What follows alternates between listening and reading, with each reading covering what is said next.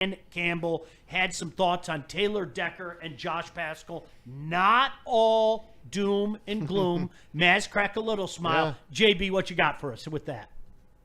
Deck, we feel like there's a good chance we can get Deck back after the Hall of Fame game. You know, he's good. He had just cleaned out the shoulder a little bit, and we're going to work him back in when he's ready to go get the strength back, but he's in a good place. Pascal will be just a tick longer, probably early September. You know, Labor Day, maybe we can start working him into practice. That's the plan right now. So both of those guys had some surgeries to clean some stuff out and help them out. So that's where those two are at. All right, so math is important this time of year. You know, you can count down how many games until you see the Lions or college football or whatever. I'm going to very quickly, on the fly, math. If he's back by Labor Day and you could start working in some practices and everything, that's practice week before game one. Yeah. That's practice week before the season opener. Right. Yeah. Maybe, just maybe, we get him in there for a few plays. Week one. Yeah. I think it's possible. It's absolutely possible. And once again, it isn't all doom and gloom, like you said. Like, we're going to get some players back. Like, I think people just forget that we are going to get Aleem McNeil back at some point. I do understand the dire straits we're in right now, but we should be okay until he gets back. I'm more worried about the offensive side of the football because on defense, yeah, you don't want to see these guys go down. You don't want to see them get injured. But I feel like we can make do if we have a ton of injuries on defense, as opposed to our offense, which has been our bread and butter, much to what Maz has said. This is a top 5 offense, and we are going to have to win a lot of games by shootout. Absolutely. But we're going to have to win a lot of games by shootout. That has been the Lions' MO. That's been a calling card over the past few years, and I don't expect nothing to change if you're fully powered on offense. So that's where I really don't want to see the injury. More on the offensive line in just a second, because I'll echo what you just said. Hey, listen, we all love Jared Goff. We do, yeah. Okay? And many of us have had to take our medicine. I never saw this coming. Even if you believed in this guy, I don't think anybody saw this coming. No. I mean, he has turned into something special.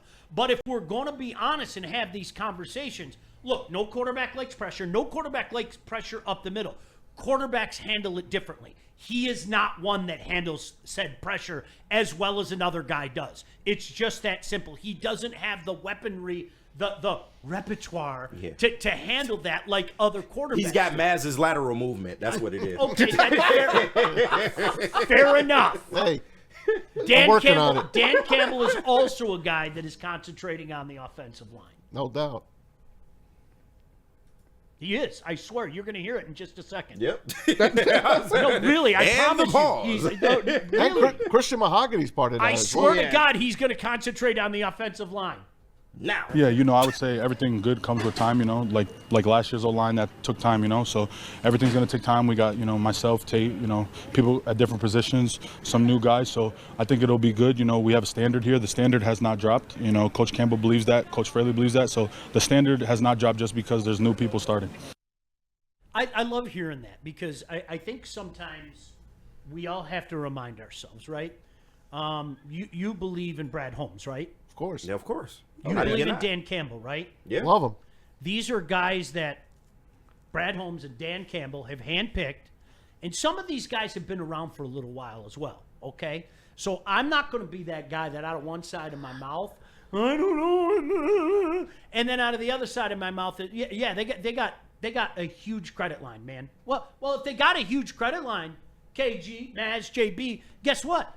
Right now, okay, let's use some of that credit. Let's use some of that credit to sit back and say, all right, I'm going to take a little leap of faith. A little leap of faith, KG. Yeah, no, and that's all you can do, because we wouldn't be in this position without Brad Holmes and some of the moves that he's made. And I love Christian Mahogany, like his attitude, man. I'm really looking forward to what he can bring on the field, possibly starting at that other guard spot. But look at what he was. He was a 6th-round pick. So that just goes to show you that Brad knows what the fuck he's doing. And I understand his record isn't perfect. He isn't going to be perfect. No GM is. But for the majority of hits that he's had, it's been so beneficial to this Lions team. And I expect no different. Like Tyleik Williams, I'm looking forward to what he can bring. Even Isaac Tesla, I feel like he'll be able to make an impact year one. Maybe not as great as, you would like it to be, but I feel like he'll be able to make an impact. Miles Frazier, we could see him. We don't know. Like, there's so many options for this Lions team, and it's all because of what Brad Holmes has done in the draft.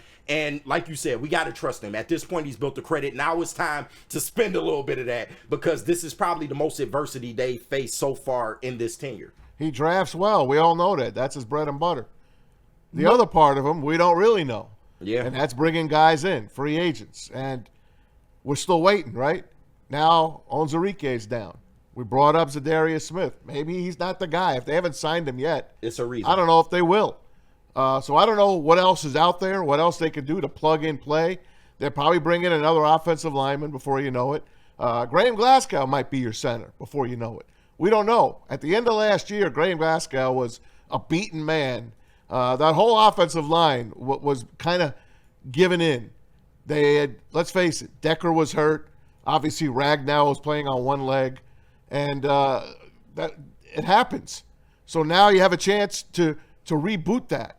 And I'm interested to see what Brad Holmes does on the other half of what a general manager's got to do, and that's bring in talent from the outside. I don't care. Hope to plug them in. And Maz, I don't care what anybody says. I mean, it's all about the trenches in the National Football League. If you haven't figured that out yet, you're not paying attention. I don't know what to tell you. Both sides of the ball. KG, I remember the day after the loss to Washington. And then even after the Super Bowl, we were doing the show, a Big D Energy. Yep. And like, did you watch the Super Bowl? Like, Philadelphia gave a master class on the importance of trenches. Absolutely. And look, let's be honest. There are some questions coming in, but I think the guys who are employed to answer said questions is what gives me faith. Because in years gone by, I'd sit back and go, well, why would I believe in this management team? Exactly. Right. We haven't even been in these waters to even be concerned about the man. Right. Like, Matt Patricia was a fucking failure. And listen, I love, who was the guy before? Jim Caldwell. I loved Jim Caldwell, but at the time, the decision made sense to try to elevate yourself from, okay, we're just barely making the playoffs, or 9-7 is good, but we want to get to that next level. It's just about who they hire. But even before that, what did we have? Millen? We have never been in these waters before.